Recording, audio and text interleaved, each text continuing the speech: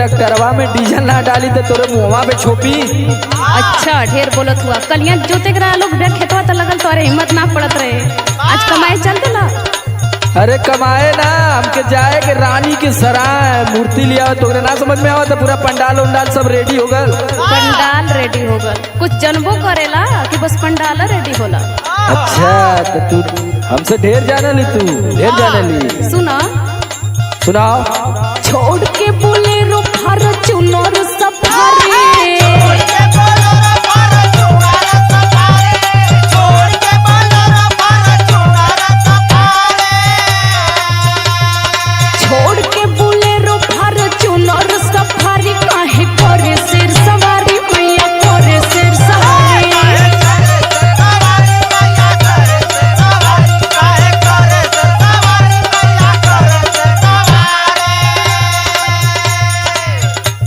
खाली तो ही के कुल पता है का?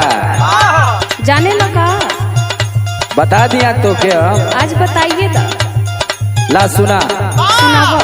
ना डाले के डीजल ना दाबे के एक्सीलेटर, ना डाले के डीजल ना दाबे के एक्सीलेटर, ना डाले के डीजल ना दाबे के एक्सीलेटर, ना डाले के डीजल ना दाबे के एक्सीलेटर, माई के भगावे बेटर, माई के चरावे बेटर, के भगावे बेटर, माई के चरावे बेटर, माई के भगावे बेटर, माई के चरावे बेटर।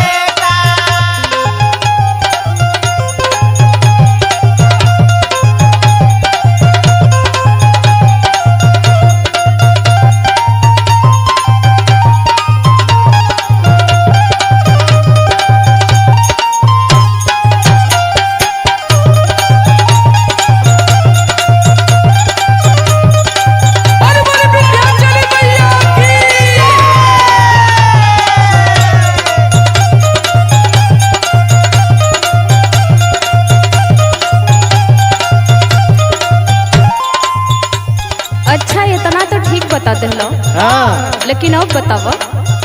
वो जानला। सुनो सुनावा। बंगला महल माई के मन ही न भावे,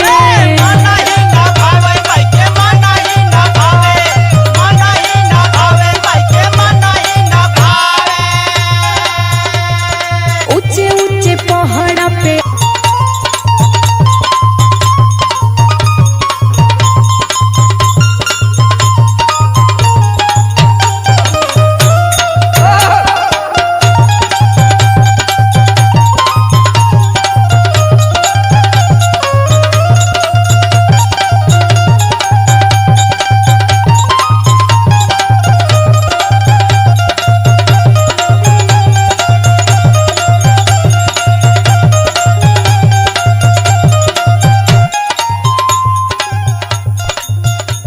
शायद तोके कुछ पता ना। कौन चीज?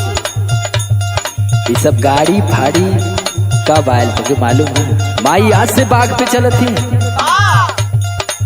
तो रहो दिमाग का का हम बताई। अब हमके होत है लेट, और विक्की भैया, हैप्पी सिंह, गणेश भैया सब लोग करत है वेट, ठीक है ना? और ना तुनी यादव भी अपन चौबेपुर बाइक खड़ा करके आ गल हुआ। जाए के जाना तू इतना दूरे। अल्लाह सुन ला फटाक दे। बोला बोला। जाम रहे ट्रैफिक चाहे रोड ऊंचा खाला, रोड ऊंचा खाला चाहे रोड ऊंचा खाला, रोड ऊंचा खाला चाहे रोड ऊंचा खाला,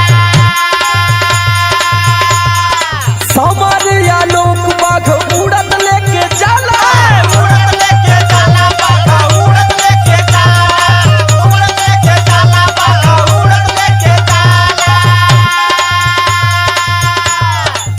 उधर टाली में देखा तू कि एडीआर बैठ गल हुआ, सुनील बाबा, पंकज सोनी, संदीपवा, मनोज कुल लड़का, और पाड़े भैया भी आल हुआ चानिया से, जोन बताओ थी ना। हाँ? ओके अपने में दिमगवा में गठिया के रख लिया।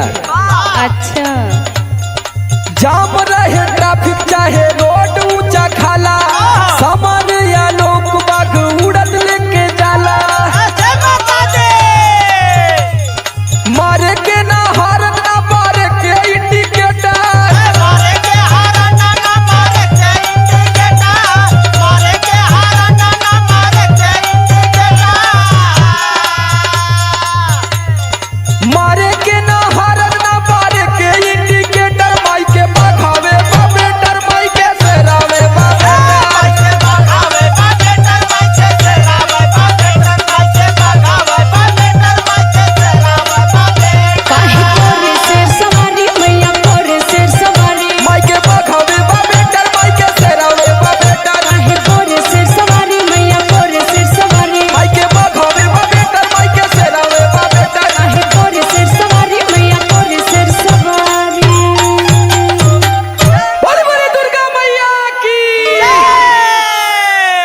अब मूर्ति लिया में हमके बिहान हो जाई जो ये मत